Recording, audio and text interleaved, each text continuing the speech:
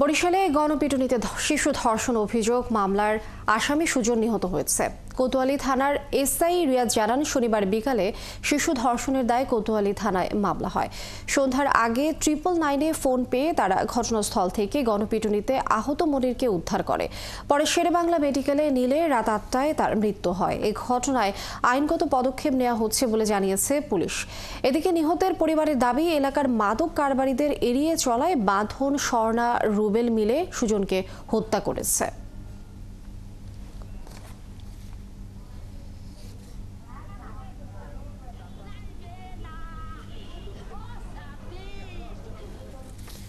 ফরিদপুরের বোয়ালমারী উপজেলার মজুরদিয়াতে দ্বিতীয় শ্রেণী পড়ুয়া 7 বছরের এক শিশুকে ধর্ষণ চেষ্টার অভিযোগ উঠেছে একই এলাকার ষাটোর্ধ্ব বৃদ্ধের বিরুদ্ধে।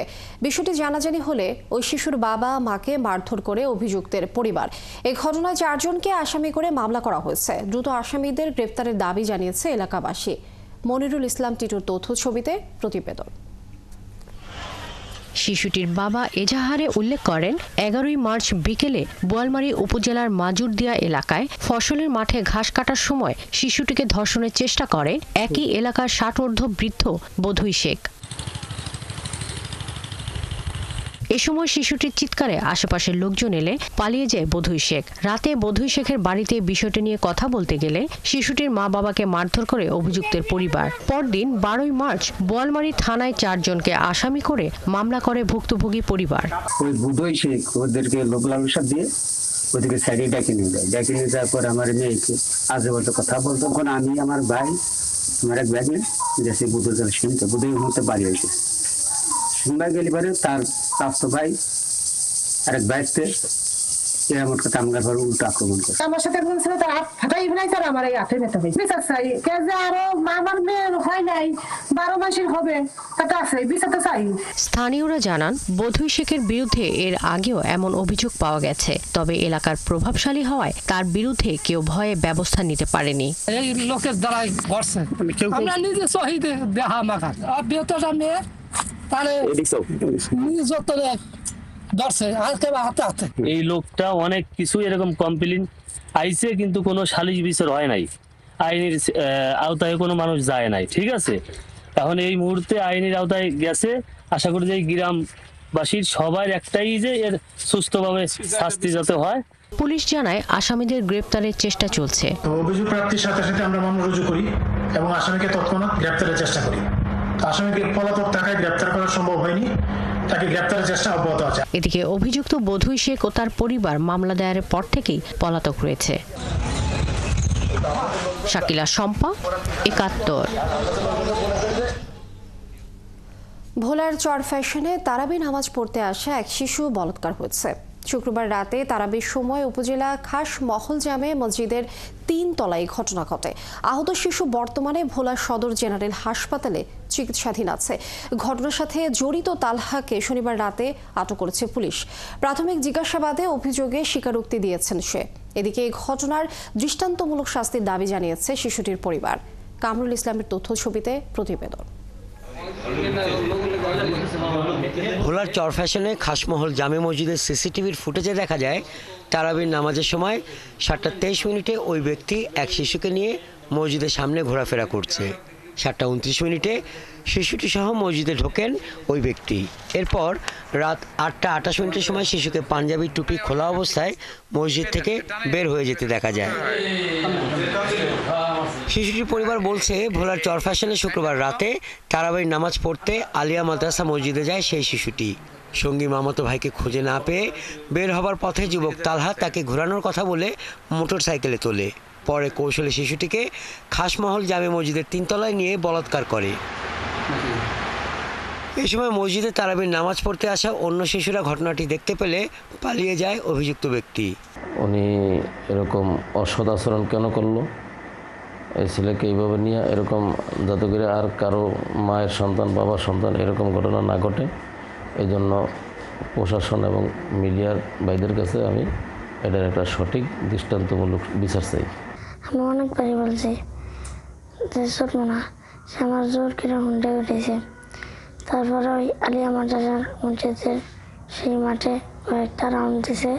তারপর সেখান থেকে হুন্ডা ঘুরে আইনা খাসমহলে 3 তলা উঠে নিয়ে গেল। সেখানে আবার নিয়ে আমার জামা কাপড় সব খুলে ফেলছে। এদিকে শিশুটি এখন চরফ্যাশন হাসপাতালে চিকিৎসাধীন রয়েছে। আমাদের সকল ধরনের চিকিৎসা এবং সহযোগিতা চলমান রয়েছে এবং শিশুটি বর্তমানে আশঙ্কামুক্ত রয়েছে। আমরা সকল ধরনের সেবা তাকে প্রদান করছি। ঘটনার সাথে জড়িত তালহাকে পরদিন শনিবার রাতে আটক করে পুলিশ। প্রাথমিক জিজ্ঞাসাবাদে পুলিশের কাছে অভিযোগের বিষয়ে স্বীকারোক্তি দিয়েছে সে। সন্দেহভাজন না, উনি এটার সাথে জড়িত আমাদের কাছে স্বীকার করছে। প্রাথমিকভাবে ঘটনা সে ঘটাইছে এটা স্বীকার করছে। এই ঘটনার দৃষ্টান্তমূলক শাস্তির দাবি জানিয়েছে শিশুটির পরিবার। হাসান আহমেদ, ৭১। জামালপুরে সরিষা বাড়িতে 2 শিক্ষার্থীকে ধর্ষণের অভিযোগে মাদ্রাসা শিক্ষক বজলুর রহমানকে আটক করেছে পুলিশ। পুলিশ জানায় শনিবার সন্ধ্যায় সরিষাবাড়ি পৌরসভার সাতপোয়া গ্রামের রওদাতুল আতফাল মাদ্রাসায় এই ঘটনা ঘটে। মাদ্রাসা শিক্ষক বজলুর রহমানের বিরুদ্ধে 2 শিক্ষার্থীকে ধর্ষণের অভিযোগ উঠলে এলাকার লোকজন অভিযুক্ত শিক্ষককে আটক করে পুলিশে খবর দেয়। পরে পুলিশ ও সেনাবাহিনী এসে পরিস্থিতি স্বাভাবিক করে তাকে আটক করে থানায় নিয়ে যায়।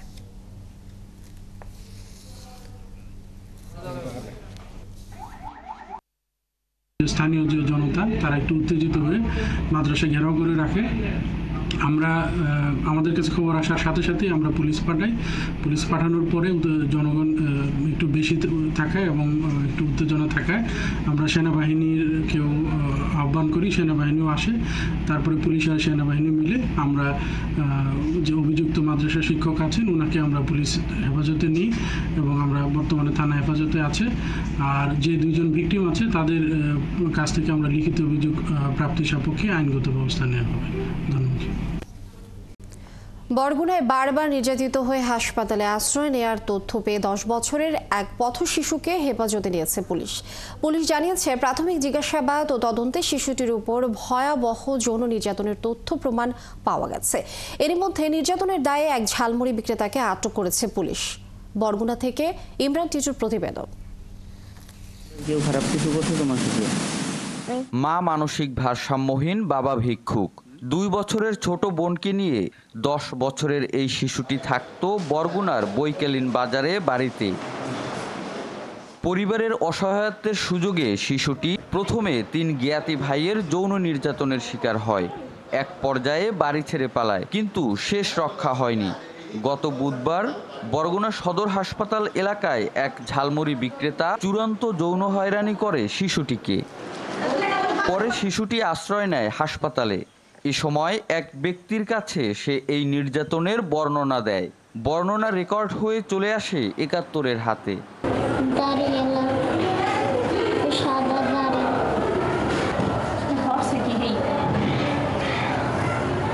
বিষয়টি পুলিশে জানালে পুলিশ ৭১-এর প্রতিনিধিকে নিয়ে শিশুটিকে তাদের হেফাজতে নেয়।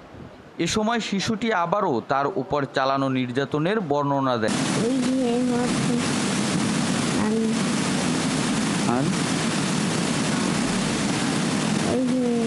শিশুটির হাসপাতালে আশ্রয় নেওয়ার কথা স্বীকার করেন একজন নার্স।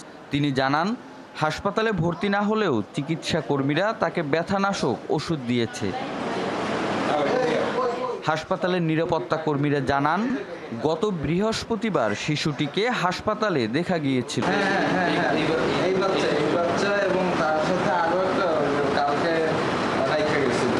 এরই মধ্যে ঘটনার তদন্ত শুরু করেছে পুলিশ। অতিরিক্ত পুলিশ সুপার আব্দুল হালিমের দাবি, এর জন্যে বিশেষ গুরুত্ব দিয়ে টিম গঠন করা হয়েছে। এত অল্প সময়ের মধ্যে তাদের সাথে কথা বলে আসলে এই বিষয়গুলো ক্লিয়ার করতে পারছি না এই মুহূর্তে। তবে এটা নিয়ে আমরা এই বিষয়গুলো দেখবো যে সেই এলাকায় বা কোনো বিশেষ করে হসপিটাল প্রিমিসিসের ভিতরে কোথাও ঘটেছে কিনা এবং সেখানকার কোনো স্টাফ এই বিষয়ে জানে কিনা। এরই মধ্যে এই ঘটনায় ঝালমুড়ি বিক্রেতা মুসলিম হাওলাদারকে আটক করেছে পুলিশ। নির্যাতনের দায় স্বীকার করেছে ৬৫ বছর বয়সী এই প্রবীণ। ইমরান টিটু, ৭১, বরগুনা। দর্শক, এই বিষয়ে আমরা বিস্তারিত জানবো। এই মুহূর্তে সহকর্মী ইমরান টিটু যুক্ত হচ্ছেন এবং তার মাধ্যমে আমরা বিস্তারিত জানবো। আর টিটু, একটু জানতে চাই শিশুটি এখন কেমন আছে এবং পুলিশ এই বিষয়ে কি বলছেন?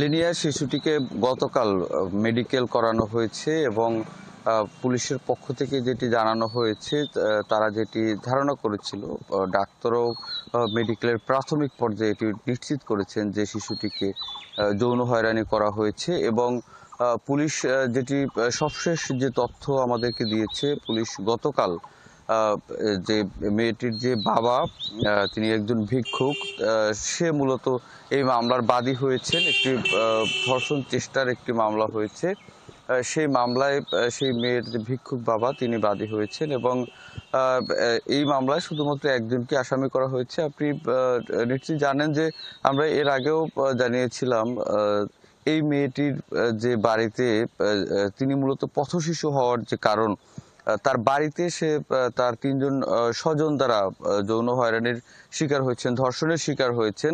তাদের অত্যাচারে তিনি বাড়ি ছেড়েছিলেন এই শিশুটি। তো যে মামলাটি এখন পর্যন্ত হয়েছে সেটিতে শুধুমাত্র ধর্ষণ চেষ্টার মামলা এবং একজনকে আসামি করা হয়েছে, যিনি গ্রেপ্তার হয়েছেন। এই ঘটনার দায়ও যিনি স্বীকার করেছেন।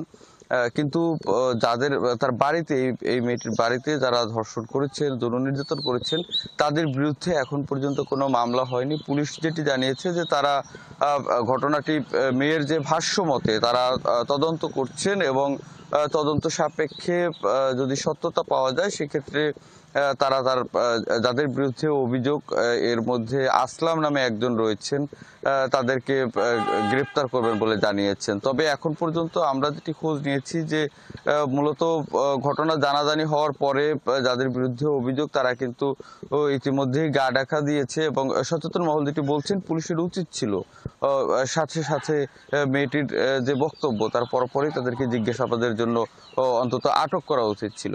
লিনিয়া, অনেক ধন্যবাদ আপনাকে যুক্ত হবার জন্য। আপনি যেমনটি বলছিলেন একজনকে গ্রেপ্তার করা হয়েছে এবং তিনি ইতিমধ্যে স্বীকার করেছেন। আপনি থাকুন, আমরা পরবর্তীতে আরও জানবো আপনার মাধ্যমে। ঈদযাত্রা ট্রেনের আগাম টিকিট বিক্রির দ্বিতীয় দিনে অনলাইনের প্রথম 2.5 ঘন্টায় পশ্চিমাঞ্চলের প্রায় সব টিকিটই বিক্রি শেষ হয়েছে। শনিবার বিক্রি হয়েছে 25 মার্চের টিকিট। অনলাইনে টিকিট কাটতে না পেরে কমলাপুর এসে হতাশ হয়েছেন অনেকে। এদিকে বাসেও ঈদযাত্রার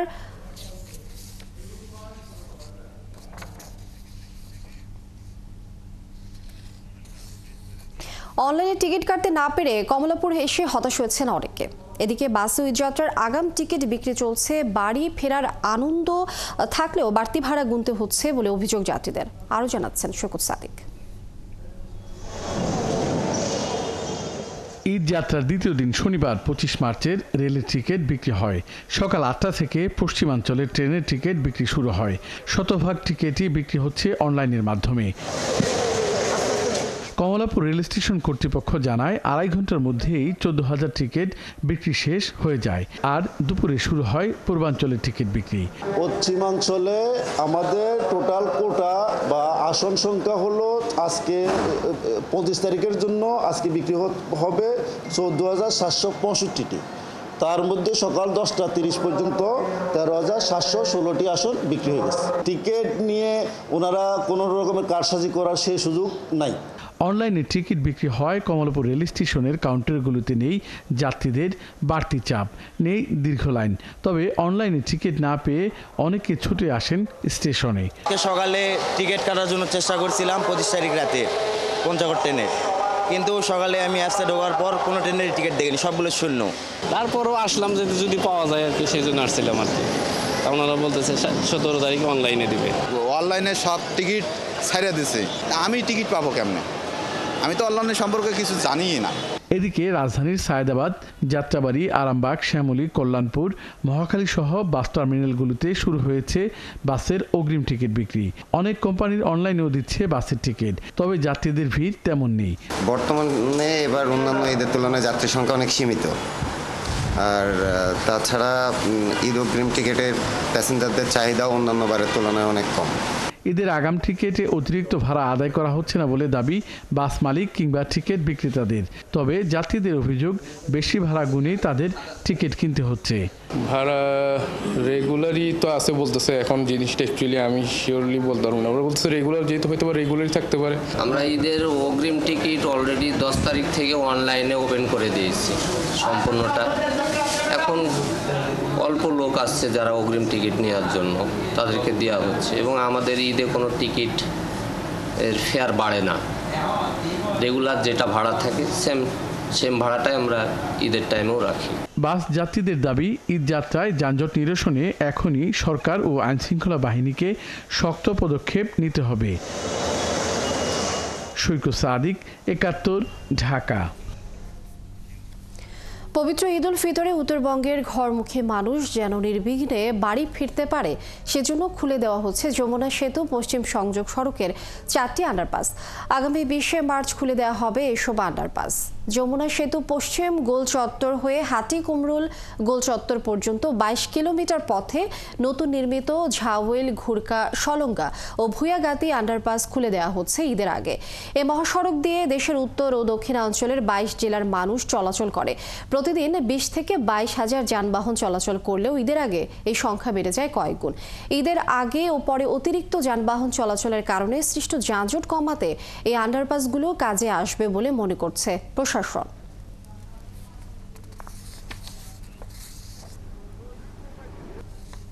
ঝাউয়েল ওভারপাস, হাটিকামরুলে আমাদের 3টি সার্ভিস সড়ক, তারপর হচ্ছে Ghurka underpass, Salanga underpass, Chhonka underpass, Mirzapur underpass এবং ভুইয়াগাতিরও যে আন্ডারপাসটি আছে এটা আমরা সব উদ্বোধন করে দিচ্ছি। তো আমাদের 2-1টা পয়েন্টে হয়তো আন্ডারপাস উদ্বোধন করতে পারবো না, সেটা আমরা আর 1 মাস সময় নিব, কিন্তু তাতে আমাদের ঈদযাত্রা কোনো সমস্যা হবে না, কারণ ওইখানে আমাদের দুপাশে 4 লেন নির্মিত করা আছে। পাটুরিয়া দৌলদিয়া নৌরুটে নাব্য সংকট দেখা দিয়েছে। এতে স্বাভাবিকভাবে ফেরি চলাচল করতে পারছে না। যাত্রীদের শঙ্কা আসছে ঈদ যাত্রা এই রুটে পারাপার ব্যাহত হবে। তবে ঘাট কর্তৃপক্ষ বলছে সংকট নিরসনে ড্রেজিং চলছে। মনিরুল ইসলাম মিহিরের তথ্য ছবিতে প্রতিবেদন। এই মুহূর্তে পদ্মার পাটুরিয়া ঘাটে প্রতিটি ফেরি লোড আনলোড করে ঘুরে আসতে সময় নিচ্ছে প্রায় 1.5 ঘন্টা। যাত্রীরা জানান পদ্মায় নাব্য সংকটের কারণে পাটুরিয়া দৌলদিয়া ঘাটের এই দুর্গতি। এই অবস্থা আসছে ঈদ যাত্রায় পারাপারে নিয়ে তৈরি হয়েছে নতুন শঙ্কা। ফেরি চালকরা জানান দৌলদিয়ায় 3 নম্বর ফেরিঘাট থেকে 7 নম্বর ফেরিঘাট পর্যন্ত 3 কিলোমিটার এলাকায় পলি পড়ে ডুবোচর দেখা দিয়েছে। এতে 2টি ফেরি একসঙ্গে চলাচল করতে পারছে না। গুইরাশি ওদিকে আপনার চ্যানেল ঠিক হয় না, চ্যানেল ন্যারো, ওই চ্যানেলে ঢোকা, যে চ্যানেল করছে ওই চ্যানেলে ঢোকা যায় না, একটা ফেরি ঢুকতে খুব কষ্ট হয়। বিআইডব্লিউটিসি একটা মাছ নদীতে গিয়ে সোজা একটা চ্যানেল করতেছে, ওই চ্যানেলটা যদি চালু হয় তা আমরা একটু সময় কম লাগবে আর কি। আর যাত্রীরা বলছেন কোনো ফেরি সময় মতো গন্তব্যে পৌঁছাতে পারছে না, এতে অতিরিক্ত অর্থ ও সময় নষ্ট হচ্ছে। 3 মাস ধরে করতেইছে খালি, এবার তো ক্যানাল পার হইলো না, গাড়ি তো ঘুরে আসা লাগে ফেরি 1.5 মাইল ঘুরিয়ে। ড্রেজিংটা যদি দ্রুত না করে তাহলে জ্যাম হবে। এ নিয়ে বিআইডব্লিউটিসি এবং বিআইডব্লিউটিএ 2 কর্তৃপক্ষই বলছে বর্তমানে 2টি ড্রেজার দিয়ে তারা নদী খনন অব্যাহত রেখেছেন। এই পাশে একটা ড্রেজার এবং ওই পাশে একটা ড্রেজার, 2টা ড্রেজার তারা ড্রেজিং কার্যক্রম চালাচ্ছে। আমরা আশা করছি তারা দ্রুত সময়ের মধ্যেই ড্রেজিং কার্যক্রম সম্পন্ন করবে। আমরা আমাদের টার্গেট যে পরিমাণে গাড়ি বাড়বে তাতে করে আপনাকে আগে বলেছি যে শর্টকাট ফেরি দিয়েই আমাদের আনাফ। কর্তৃপক্ষ আরও জানায় বর্তমানে এই রুটে 17টি ফেরির মধ্যে 13টি ফেরি চালু আছে। ঈদের আগে পারাপার সংকট হওয়ার কথা নয়। আব্দুল্লাহ মামুন, ৭১। দর্শক, যেমনটি বলেছিলাম, পাটুরিয়া দৌলদিয়া নৌরুটে নাব্য সংকট দেখা দেয়, স্বাভাবিকভাবে ফেরি চলাচল করতে পারছে না। এই বিষয়ে বিস্তারিত আমরা জানবো। এই মুহূর্তে আমাদের সাথে যোগ দিচ্ছেন সহকর্মী মনিরুল ইসলাম মিহির। মিহির, নৌরুটে নাব্য সংকট দেখা দেয়, স্বাভাবিকভাবেই ফেরি চলাচল করতে পারছে না, এই বিষয়ে যাত্রীরা কি বলছেন এবং ঘাট কর্তৃপক্ষ এই বিষয়ে কি বলছেন?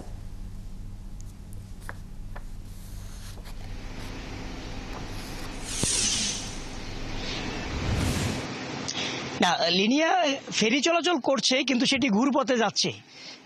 অর্থাৎ পাটুরিয়া থেকে দৌলতদিয়া যেতে যেই সরাসরি যে চ্যানেলটি সেটি কিন্তু বন্ধ আছে এবং সেখানেই নাব্যতা সংকটের কারণে প্রায় 3 মাস ধরে আমরা দেখছি যে সেখানে ড্রেজিংয়ের কাজ চলছে এবং এখন যে ফেরি চলাচল করছে সেটি একটি ঘুরপথে যাচ্ছে, অর্থাৎ এখানে সময় কিন্তু বেশি লেগে যাচ্ছে।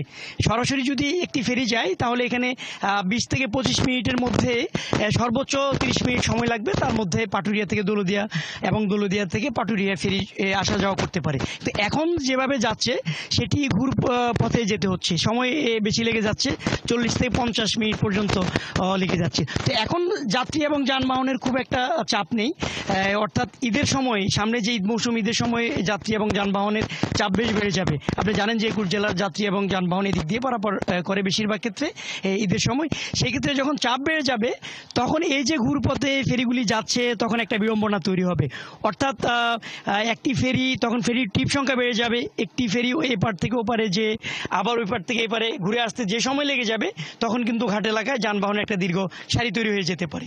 এবং এই উদ্দেশ্যে আবার বিএডব্লিউটিএ কর্তৃপক্ষ সরাসরি সোজাসুজিভাবে একটি চ্যানেলের কাজ শুরু করেছে এবং আমরা জেনেছি যে 3 মাস ধরে এই কাজটি চলছে। সেখানে ড্রেজিংয়ের কাজ, 2টি ড্রেজার দিয়ে ড্রেজিংয়ের কাজ চলমান আছে, কিন্তু কর্তৃপক্ষ বলছেন যে এটি হয়তো ঈদের আগ পর্যন্ত হতেও পারে, না হতে পারে। না হলে তারা বলছেন তাদের সমস্যা হবে না, ঘুরপথে চলবে। কিন্তু সমস্যা যেটি হবে, এখানে ঘাট কর্তৃপক্ষ এবং চালক যারা আছেন, যাত্রী যারা আছেন, তারা একটা সংখ্যায় আছেন। তারা ঘাটে তাদের দীর্ঘ সময় যদি অপেক্ষা করতে হয়, একটা ভোগান্তিতে পড়তে হবে। আর আরেকটি বিষয় হচ্ছে দৌলতদিয়া প্রান্ত যেটি আছে সেখানে 3 নম্বর ঘাট থেকে 7 নম্বর ঘাট পর্যন্ত প্রায় 3 কিলোমিটার যে বেসিনটা ঘাট এলাকার, সেখানেও কিন্তু ডুবোচরে একটা নাব্যতা সংকট তৈরি হয়ে আছে, যার কারণে সেখানে 2টি ফেরি একসাথে আসা যাওয়া করতে পারে না। একটি ফেরি গেলে আরেকটি ফেরিকে অপেক্ষা করতে হয়, এটি একটি বিষয়। এই বিষয়টিও কর্তৃপক্ষ বলছেন যে তারা সেখানে ড্রেজার দিয়ে কাজ শুরু করবেন, কিন্তু আমরা দেখছি এখন পর্যন্ত সেটি কাজ শুরু করেনি। তবে এখানে বিএডব্লিউটিসি কর্তৃপক্ষ যারা আছেন তারা আমাদেরকে বলছেন যে তাদের ফেরি সংখ্যা এখন 13টি থাকলেও তারা ধীরে ধীরে ফেরি সংখ্যা বাড়াচ্ছেন। যখন যানবাহন বাড়বে তখন তারা 17টি ফেরি দিয়ে যাত্রী এবং যানবাহন পারাপার করবেন। সেক্ষেত্রে যদি অতিরিক্ত যাত্রী আসে, যানবাহন আসে, তাদের খুব একটা দুর্ভোগ হয়তো তখন পোহাতে হবে না, তারা তেমনটি বলছেন। তবে এবং আশাও করছেন যদি মাঝামাঝি যে চ্যানেলটি আছে সেই চ্যানেলটি। মনিরুল ইসলাম মিহির, অনেক ধন্যবাদ আপনাকে। দর্শক, আমরা জানছিলাম পাটুরিয়া দৌলতদিয়া রুটে নাব্য সংকট দেখা দেয়, স্বাভাবিকভাবে ফেরি চলাচল করতে পারছে না এই বিষয়টি। চট্টগ্রাম বন্দরে খালি কন্টেনারের স্তূপ হচ্ছে। অভিযোগ উঠেছে বিশ্বের অন্যান্য বন্দরের চেয়ে তুলনামূলক ভাড়া কম হওয়ায় আন্তর্জাতিকভাবে বাংলাদেশ খালি কন্টেনার রাখার ডিপোতে পরিণত হয়েছে। বর্তমানে চট্টগ্রাম বন্দর এবং 21টি প্রাইভেট আইসিডিতে বর্তমানে 65,000-এর বেশি খালি কন্টেনার পড়ে রয়েছে। পণ্য আমদানির চেয়ে রপ্তানি কমে যাওয়ায় খালি কন্টেনারের জট বাড়ছে বলে দাবি মেইন লাইন অপারেটরের। জহিরুল ইসলামের ক্যামেরায় সাইফুল ইসলাম শিল্পীর প্রতিবেদন। চট্টগ্রামের 21টি প্রাইভেট আইসিডি বর্তমানে পণ্যভর্তি কন্টেইনারের পরিবর্তে খালি কন্টেইনারে পরিপূর্ণ হয়ে আছে। জানুয়ারি মাসে 51,781-টির বিপরীতে ফেব্রুয়ারি মাসে খালি কন্টেইনারের অবস্থান বেড়ে 60,854-তে এসে দাঁড়িয়েছে। অফডকগুলোতে 20 ফুট সাইজের একটি কন্টেইনারের একদিন রাখার ভাড়া 100 এবং 40 ফুট সাইজের কন্টেইনার রাখার ভাড়া 200 টাকা। অথচ পৃথিবীর উন্নত বন্দরগুলোতে এই হার কয়েক গুণ বেশি। যখন আমদানি কন্টেইনারের পরিমাণ বৃদ্ধি পায় এবং এক্সপোর্টটা তুলনামূলকভাবে কম থাকে, তখন এই এমটি কন্টেইনারগুলো জমতে থাকে এবং পরবর্তীতে দেখবেন যে এক্সপোর্ট যখন বৃদ্ধি পাচ্ছে তখন এই এমটি কন্টেইনার আবার কমে আসছে। খালি কন্টেইনারের স্তূপ জমায় অফডকের মতো একই পরিস্থিতি চট্টগ্রাম বন্দরের। বন্দরে স্বাভাবিক সময়ে 2,500 থেকে 3,000 খালি কন্টেইনার থাকলেও বর্তমানে রয়েছে 4,540টি কন্টেইনার। এর মধ্যে জেসিবিতে 1,871টি এবং এনসিটিতে 2,669টি কন্টেইনার রয়েছে। তবে খালি কন্টেইনার জট নিরসনে ব্যবস্থা নেওয়া হচ্ছে বলে জানিয়েছেন বন্দর কর্মকর্তা। বিদেশি প্রতিষ্ঠানের চাহিদা অনুযায়ী এসব খালি কন্টেইনার জাহাজ যোগে পৃথিবীর বিভিন্ন বন্দরে পাঠানোর সুযোগ রয়েছে। 60,000 বা 61,000 টিউজ রপ্তানি পণ্য আমরা হ্যান্ডেল করেছি।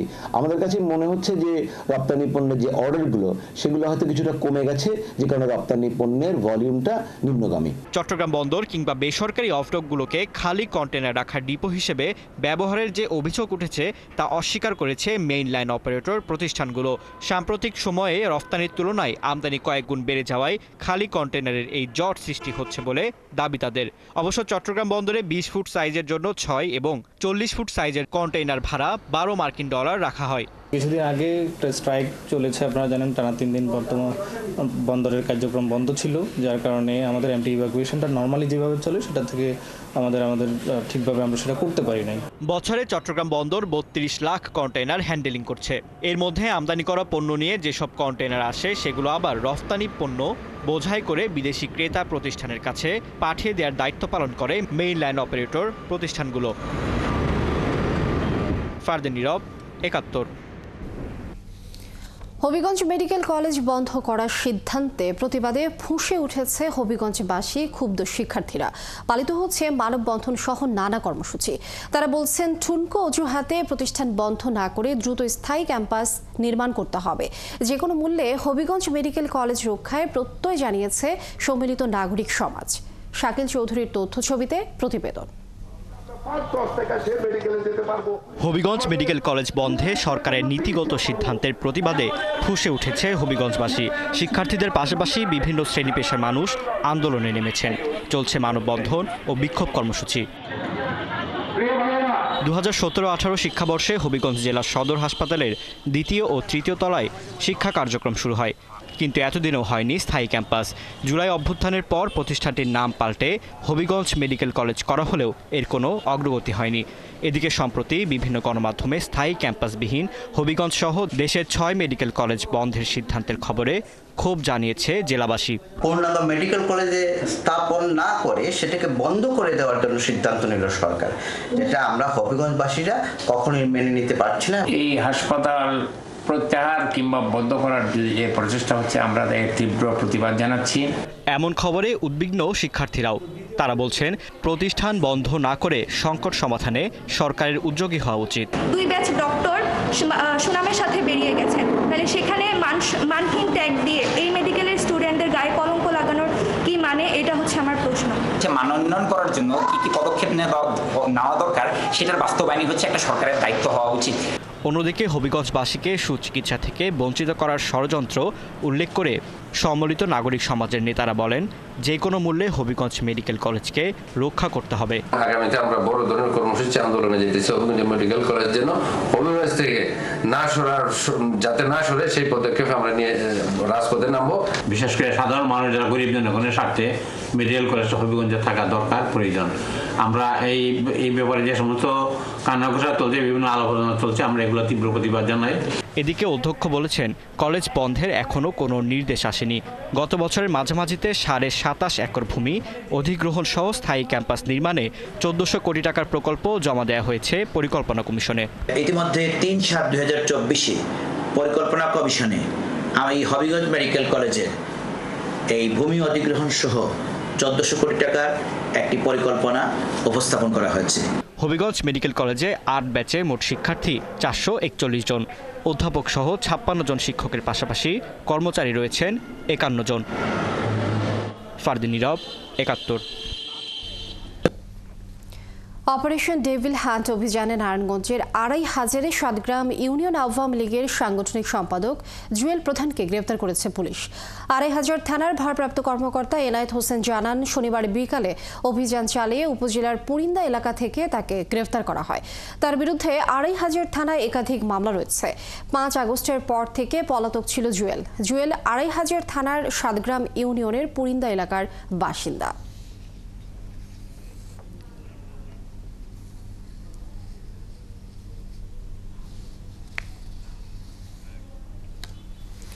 বরিশালের আগলঝাড়ায় ছাত্রদল নেতাকে দেশীয় অস্ত্র দিয়ে কুপিয়ে গুরুতর জখম করার অভিযোগ উঠেছে যুবলীগ ও নিষিদ্ধ ঘোষিত ছাত্রলীগ নেতাকর্মীদের বিরুদ্ধে। আহতদের স্বজন ও প্রত্যক্ষদর্শীরা জানান, শনিবার সন্ধ্যার পরে উপজেলার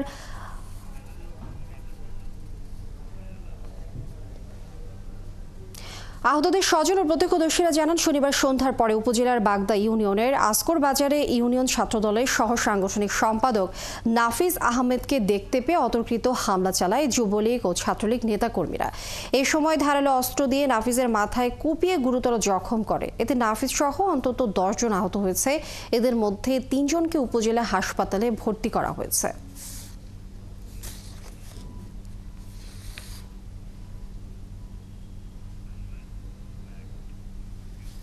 বিএনপি ভারপ্রাপ্ত চেয়ারম্যান তারেক রহমান দেশে ফিরতে চাইলে কোনো বাধা নেই। শিগগিরই তিনি দেশে ফিরবেন বলে আশা প্রকাশ করেন যুক্তরাজ্য বিএনপির সাধারণ সম্পাদক কায়সার এম আহমদ।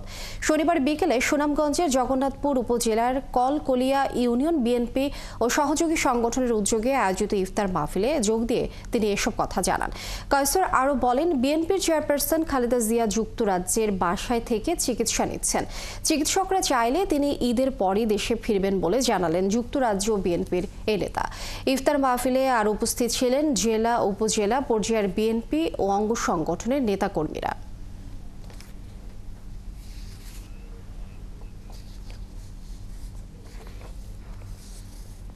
তারেক রহমান ইনশাআল্লাহ বীরের বেশে বাংলাদেশে শিগগিরই ফিরবেন, এই বছরের মধ্যেই ফিরবেন ইনশাআল্লাহ। না ফিরতে কোনো বাধা এখন নাই। জালিমের পতন হয়েছে, মাফিয়ার পতন হয়েছে, শেখ হাসিনার পতন হয়েছে। এর জন্য নিজের বাংলাদেশে আসতে, স্বাধীন বাংলাদেশে আসতে আর কোনো বাধা নেই। চাঁদপুর সদরের ৬ নম্বর মৌসাদি ইউনিয়ন বিএনপির দ্বিবার্ষিক সম্মেলন ও ইফতার অনুষ্ঠিত হয়েছে।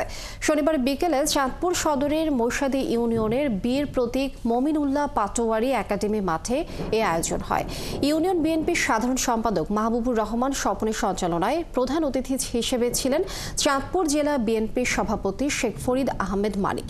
এ সময় দেশের সবার কল্যাণ চেয়ে মোনাজাত করা হয়।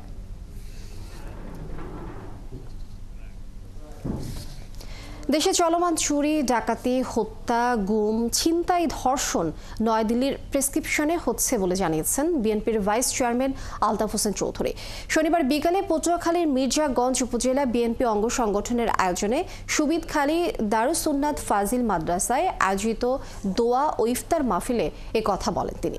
এ সময় তিনি ফ্যাসিস্টদের সিন্ডিকেট ভেঙে রমজান মাসে নিত্য প্রয়োজনীয় পণ্যের দাম নিয়ন্ত্রণ করতে পারায় অন্তর্বর্তীকালীন সরকারকে ধন্যবাদ জানান। পরে তিনি বলেন, 15 বছর অত্যাচার করেও বিএনপিকে ভাঙতে পারেনি ফ্যাসিস্ট সরকার।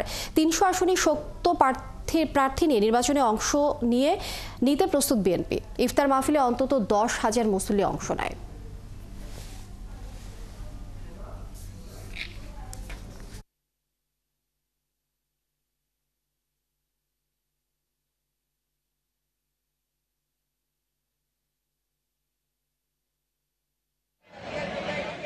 আইন শৃঙ্খলা অবনতির কথা আমরা বলছি, এটা কিন্তু ভারতের প্ল্যান বি। এদেশকে অস্থিতিশীল করার জন্য তারা রয়ের মাধ্যমে এদেশে আওয়ামী লীগের, বিশেষ করে যুবলীগ ছাত্রলীগের মাধ্যমে এরা চুরি, ডাকাতি, খুন, ধর্ষণ, ছিনতাই এগুলো কিন্তু চালু রেখেছে, বা কোনো কোনো ক্ষেত্রে এগুলো গ্রাম অঞ্চলেও ছড়িয়ে গেছে। সংসারে আর্থিক সচ্ছলতা ফেরানোর আশায় দালাল ধরে লিবিয়াতে পাড়ি জমান শেরপুরের নকলার মোজাম্মেল হক। লিবিয়ার মাটিতে পা দিয়ে বুঝতে পারেন ভয়ানক প্রতারকের খপ্পরে পড়েছেন তিনি। পরে ইতালি যাওয়ার পথে ভূমধ্য সাগরে মৃত্যুর ঝুঁকি, বন্দি দশা ও অমানবিক নির্যাতনের শিকার হয়ে অবশেষে মুক্তিপণ দিয়ে একটি বেসরকারি সংস্থার মাধ্যমে দেশে ফিরেছেন তিনি। শাকিল মুরাদের তথ্য ছবিতে প্রতিবেদন। উন্নত জীবন ও ভালো কাজ পাওয়ার স্বপ্নে 4 বছর আগে দালাল আদম আলীর মাধ্যমে লিবিয়া যান শেরপুরের নকলা উপজেলার মোজাম্মেল হক।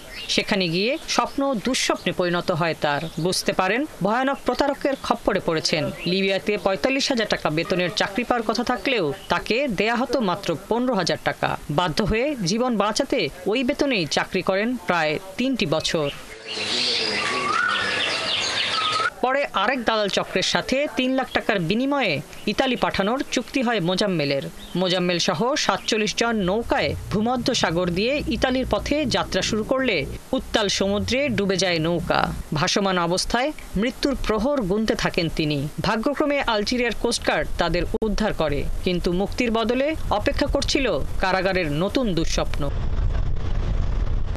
আলজেরিয়ায় 4 মাস জেল খেটে অবশেষে বাংলাদেশ দূতাবাস ও বেসরকারি সংস্থা ব্র্যাকের সহায়তায় এবছরের 21শে ফেব্রুয়ারি দেশে ফেরেন মোজাম্মেল। 3-6 দিন আর কি চলছে। চলার পরে আমগরে দইরা নিয়ে আসি। দইরা নিয়ে আসার পরে জেলখানার ভিতরে আটকায় রাখলো।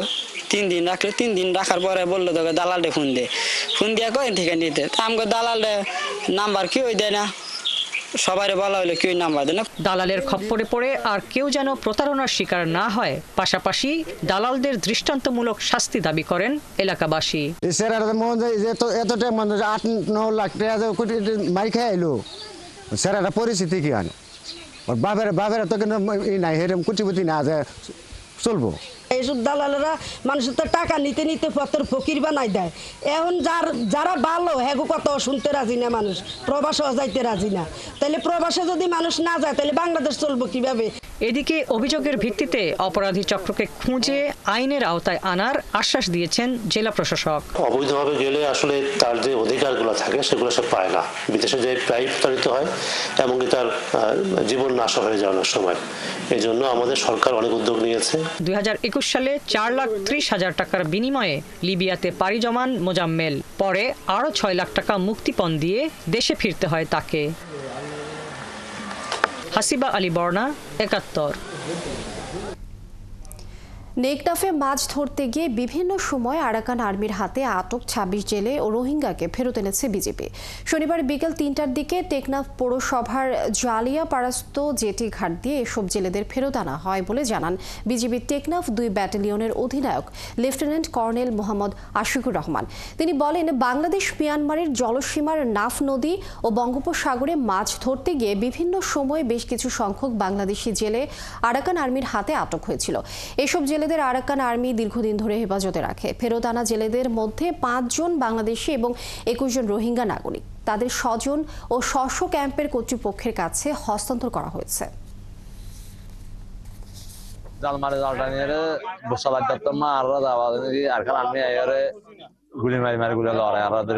আমাদের মেশিন নষ্ট হওয়ার কারণে আমরা বাধ্যগত আরাকান বর্ডারে ঢুকে যাই।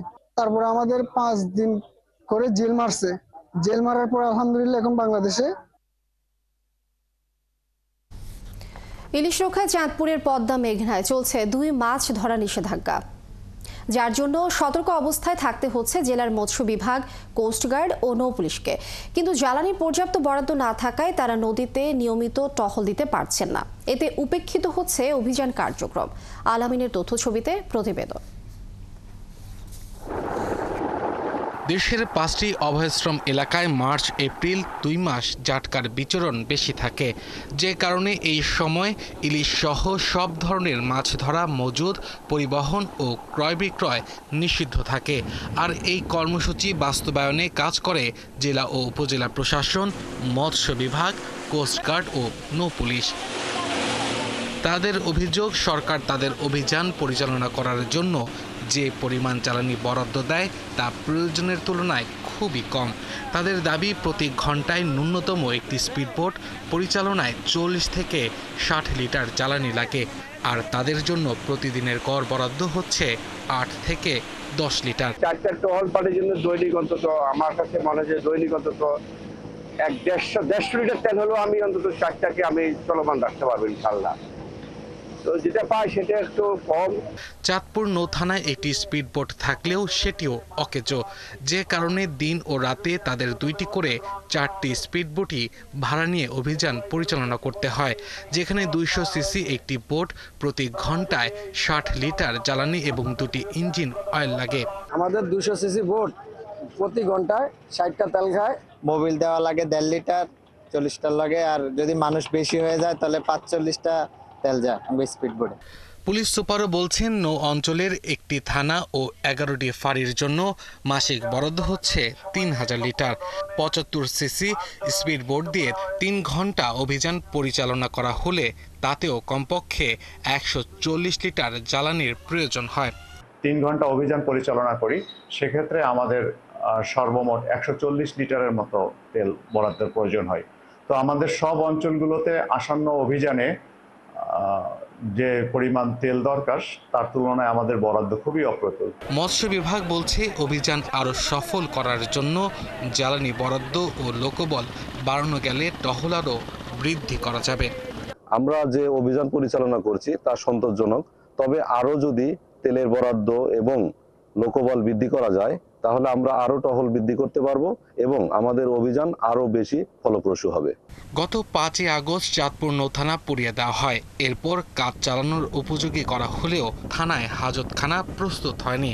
এছাড়াও অভিযানের সময় জেলা ও উপজেলা টাস্ক ফোর্সের অভিযানে আটক জেলেদের থানায় ও আদালতে আনা নেয়ার জন্য পরিবহন সংকটও রয়েছে। আব্দুল আল মামুন, ৭১।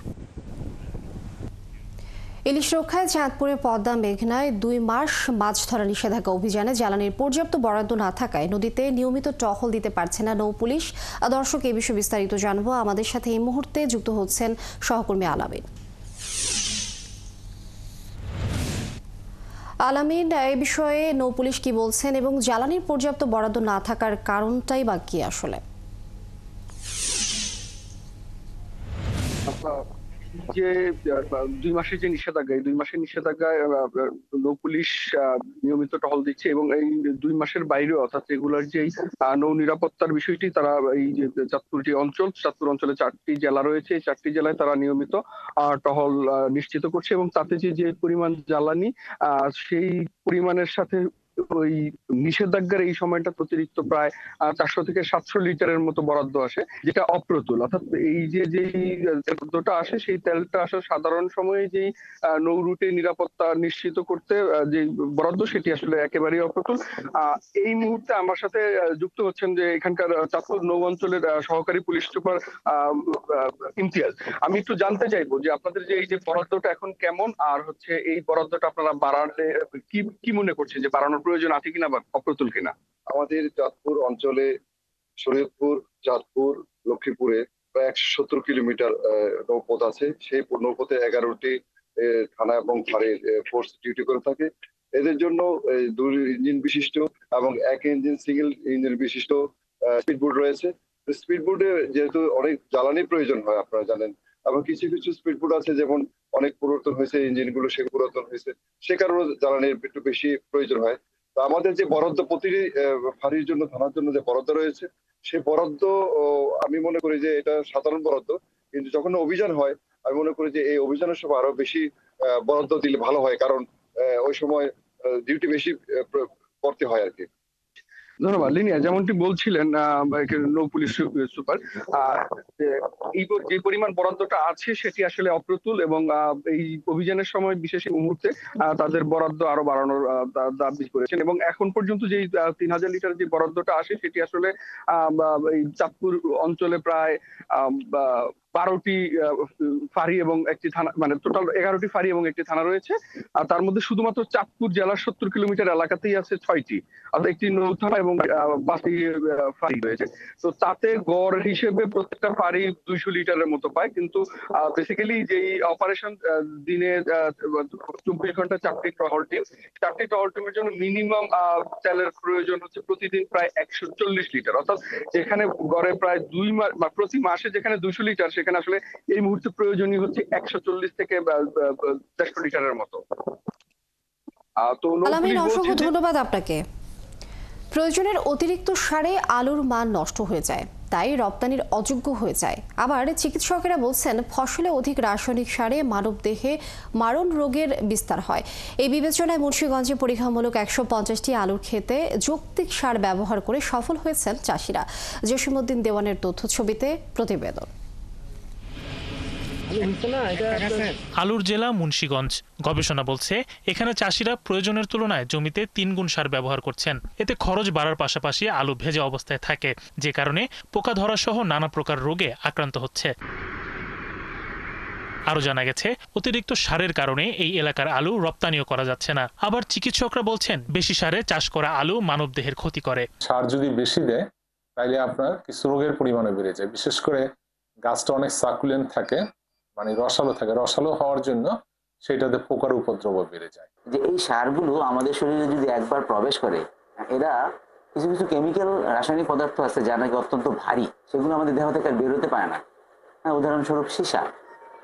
সুতরাং তারা কিডনি, লিভার এসব আমাদের অঙ্গগুলোকে ক্ষতি করে। এই কারণে সারের ব্যবহার কমিয়ে মানসম্পন্ন আলু উৎপাদনের প্রকল্প নিয়েছে জেলা কৃষি বিভাগ। 6 উপজেলায় 150টি ক্ষেতে যৌক্তিক সারে পরীক্ষামূলক আলু চাষে সফল হয়েছেন তারা। কম সার ব্যবহার করলে একই রকম ফলাফল পাওয়া যায় কিনা, এই চিন্তা থেকে কিন্তু আমি শুরু করেছি। যদি আমরা এটা একটা ভালো ফলাফল পাই, আমার মনে হয় যে মুন্সিগঞ্জে আলু উৎপাদনে একটা যুগান্তকারী ঘটনা ঘটবে। এই উদ্যোগে খুশি চাষিরা, জানান আগের চেয়ে কম সারেও এইরকম ফলন মিলেছে। এই সারের কম দেওয়াতে আমি এইভাবে যদি আলু বেশি হয় তা আমি সামনে এইভাবে এই সারের কৃষক স্যারের পরামর্শে আমি চাষাবাদ করবো।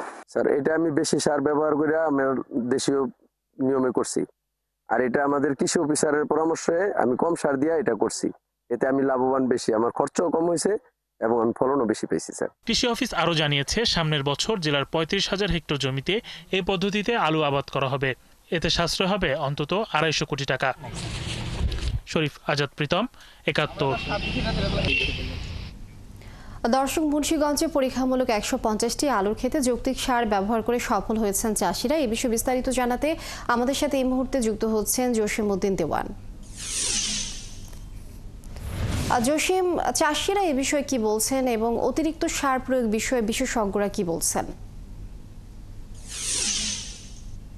সর্বপ্রথম আমি আসলে চাষিদের কথা বলি। চাষিরা যেমনটি বলছেন যে তারা আসলে ভাবতেন যে বেশি সার ব্যবহার করলে তাদের আবাদ ভালো হবে, সেই কারণে তারা আসলে অতিরিক্ত সার ব্যবহার করতো। এবং অতিরিক্ত সার ব্যবহারের ফলে আপনি নিশ্চয়ই বুঝতে পেরেছেন যে এইভাবে তাদের জীবনে অর্থ অতিরিক্ত খরচ হয়, পাশাপাশি আলুর মান ভালো থাকে না, অর্থাৎ ফসলের মান ভালো থাকে না, সব ফসল রসালো থাকে, যার ফলে নানা ধরনের পোকার উপদ্রব থেকে শুরু করে আসলে রপ্তানি ক্ষেত্রে যে মানসম্পন্ন আলু হয় বা সেই আলু আসলে এই জেলাতে হয় না। সেক্ষেত্রে তারা আসলে বলছেন যে এই পদ্ধতিও তারা অবলম্বন করার ফলে যে 150টি যে প্লটে আলু আবাদ হয়েছে ভাবে যৌক্তিক সার ব্যবহার করে, সেক্ষেত্রে তারা বলছেন এই পদ্ধতিতে আসলে আগামীতে তারা এই পদ্ধতি অনুসরণ করবে এবং কৃষি দপ্তর থেকে তারা যদি ভালো মতো প্রশিক্ষণ পায় সেক্ষেত্রে তারা এই পদ্ধতিতে অবলম্বন করে এবং আগামী মৌসুমে তারা আসলে কম সার ব্যবহার করে মানসম্পন্ন আলু উৎপাদন করতে চাচ্ছেন। এতে যেমন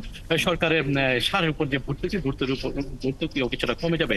পক্ষান্তরে বিশেষজ্ঞরা বলছেন, বিশেষজ্ঞরা 2 থেকে 3 ধরনের বিশেষজ্ঞদের সাথে কথা বলেছি, তারা যেমনটি বলছেন, বৈজ্ঞানিক কর্মকর্তা বলছেন যে আসলে এই রাসায়নিক ব্যবহারের ফলে যেভাবে আসলে আলুর মান কমে যাচ্ছে, এতে করে কিন্তু রপ্তানি অযোগ্য হয়ে পড়ছে। কারণ বাংলাদেশে যে পরিমাণ আলু চাহিদা, অর্থাৎ 70 থেকে 80 লাখ মেট্রিক টন আলু উৎপাদন হলে যথেষ্ট, কিন্তু এবার কিন্তু 1,20 লাখের মতো আলু উৎপাদন হচ্ছে। সেক্ষেত্রে এই আলু বিদেশে রপ্তানি ছাড়া কোনো উপায় নেই, কোনো গতি নেই। সেক্ষেত্রে আলুর মান ভালো রাখতে হলে জসিমউদ্দিন ভাইয়া, অসংখ্য ধন্যবাদ আপনাকে যুক্ত হওয়ার জন্য। দর্শক, মুন্সিগঞ্জে পরীক্ষামূলক 150টি আলুর ক্ষেত্রে যৌক্তিক সার ব্যবহার করে সফল হয়েছেন চাষিরা। এই বিষয়ে বিস্তারিত আমরা জানছিলাম সহকর্মীর কাছ থেকে। দর্শক, চলছে দেশযোগ সরাসরি সংবাদ অনুষ্ঠান দেখতে চোখ রাখুন 71 ফেসবুক পেজে এবং সাবস্ক্রাইব করুন 71 ইউটিউব চ্যানেল। থাকুন 71 সাথে।